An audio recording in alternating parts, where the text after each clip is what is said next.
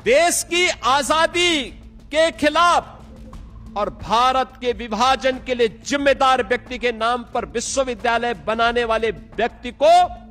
और एक बात और सुन लीजिए योगी जी, एक ऐसे देशभक्त, एक राष्ट्रीय आंदोलन के एक ऐसे व्यक्ति पर लांछन लगा रहे हैं, इल्जाम लगा रहे हैं कि जिसने अपने पूरा जीवन जो है इस देश के लिए कुर्बान कर दिया। उस मौलाना मोहम्मद अली जौहर के ऊपर आप आरोप लगा रहे हैं कि उन्होंने पाकिस्तान बनाया।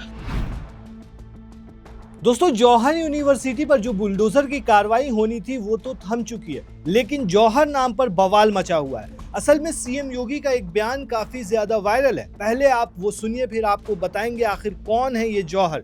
देश की आजादी के खिलाफ और भारत के विभाजन के लिए जिम्मेदार व्यक्ति के नाम पर विश्वविद्यालय बनाने वाले व्यक्ति को समाजवादी पार्टी आज पैरोकार बनती है कि हम आएंगे तो उसको गृह मंत्री बनाएंगे। यानी ये तो जानते हैं कि उसको नहीं आना है, लेकिन इनका शर्मनाक, इनके सोच को देखो, यानी ये फिर दंगा करवाना चाहते हैं। दोस्तों, तो सुन लिया आपने। अब सवाल यह है कि आखिर कौन है मोहम्मद अली जौहर, जिनके नाम पर आजम खान ने रखा यूनिवर्सिटी का नाम।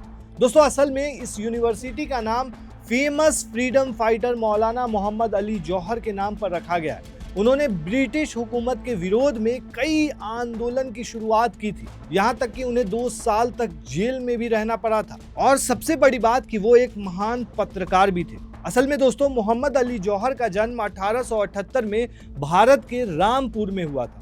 एक किताब है सीरत मोहम्मद अली जौहर, उसमें उनके बारे में लिखा है वे पठानों के एक अमीर और पढ़े लिखे परिवार से थे और रोहिल्ला जनजाति के यूसुफ जई कबीले से ताल्लुक रखते थे। मोहम्मद अली जौहर ने छोटी उम्र में ही पिता को खो दिया था।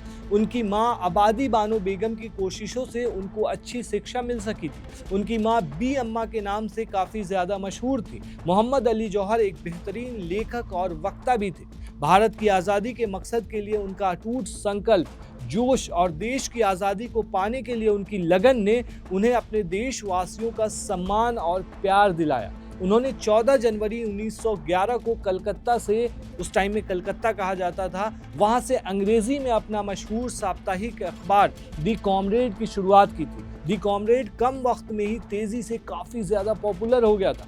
बाद में 1913 में उन्होंने उर्दू भाषा का दैनिक अखबार हमदर्द भी निकालना शुरू किया। हालांकि बाद में ब्रिटिश हुकूमत ने इन अखबारों को बंद करा दिया था। क्यों बंद कराया गया था ये तो आप समझ ही सकते हैं। साल 1920 में अलीगढ़ में जामिया मिलिया इस्लामिया की स्थापना करने वालों में से भी वो एक थे। आज जो दोस्तों आप देखते हैं जामिया मिलिया इस्लामिया दिल्ली के अंदर में है, वो पहले अलीगढ़ मुस्लिम यूनिवर्सिटी के में ही हुआ करता था। वहां से उसके बाद उसको एक तरह से ट्रांसफर किया गया था दिल्ली में। दोस्तों, मौलाना अली जौहर का ये कहना है कि वो पहले भारतीय हैं, इसके बाद भी भारतीय हैं और आखिरी में भी कुछ नहीं बल्कि भारतीय ही हैं।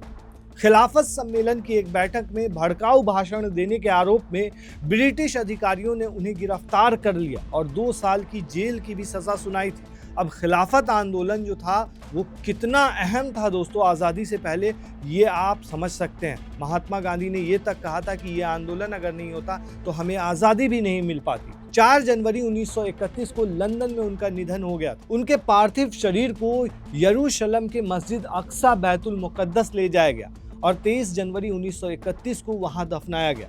वहीं दोस्तों, ये मामला काफ़ी ज़्यादा बढ़ गया। असल में दोस्तों, जौहर यूनिवर्सिटी को पहले से विवाद चल रहा था।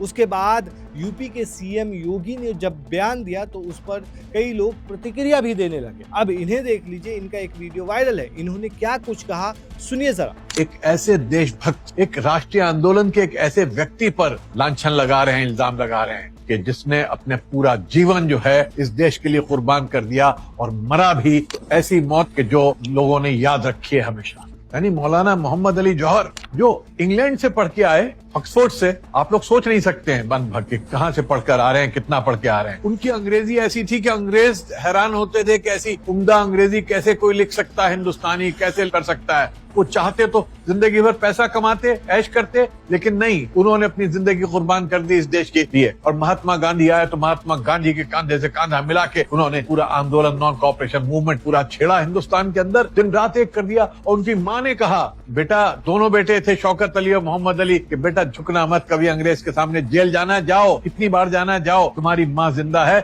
माँ माफ नहीं करेगी अगर तुमने कभी भी अंग्रेज से माफी मांगी। तो ये वो थे जो कभी माफी नहीं मांगते। उस मौलाना मोहम्मद अली जौहर के ऊपर आप आरोप लगा रहे हैं कि उन्होंने पाकिस्तान बनाया। अरे पाकिस्तान का रेजोल्यूशन पहली बार 1940 में पास हुआ, 1947 में पाकिस्तान बना, और मौलाना मोहम्मद अली जौहर 1931 में जब राउंड टेबल कॉन्फ्रेंस में गए इंग्लैंड, तो वहां पे उन्होंने एक बात कह दी थी, मैं आजाद देश में जाऊंगा, गुलाम देश में मैं नहीं जाऊंगा। और उनका जो जुमला है मशहूर है आज भी, I would prefer to die in a foreign country so long as it is a free country, and if you do not give us freedom in India, you will have to give me a grave here. या तो आजादी दो या फिर मुझे कब्र दे दो। ये मौलाना मोहम्मद अली जौहर थे, और उनकी वहां पर मौत हो गई और उनको दफनाया गया लाके जेरूसलम में, पैलेस्टाइन में। तो मौलाना मोहम्मद अली जौहर कोई मामूली आदमी नहीं थे। और एक बात और सुन लीजिए योगी जी, 1978 में किसकी गवर्नमेंट थी हिंदुस्तान में? मुरारजी भाई की। कौन था उस गवर्नमेंट में फॉरेन मिनिस्टर? अटल बिहारी वाजपेयी। कौन थे? श्री अडवाणी इंफॉर्मेशन मिनिस्टर थे। और उस वक्त उन्होंने मौलाना मोहम्मद अली जौहर के लिए कमोडेटिव स्टैंप जारी किया 1978 में, उनको सम्मान देने के लिए। क्यों दिया? अगर वो पाकिस्तान बनाने वाले थे। वहीं दोस्तों, अब जरा इस ट्वीट को देखिए।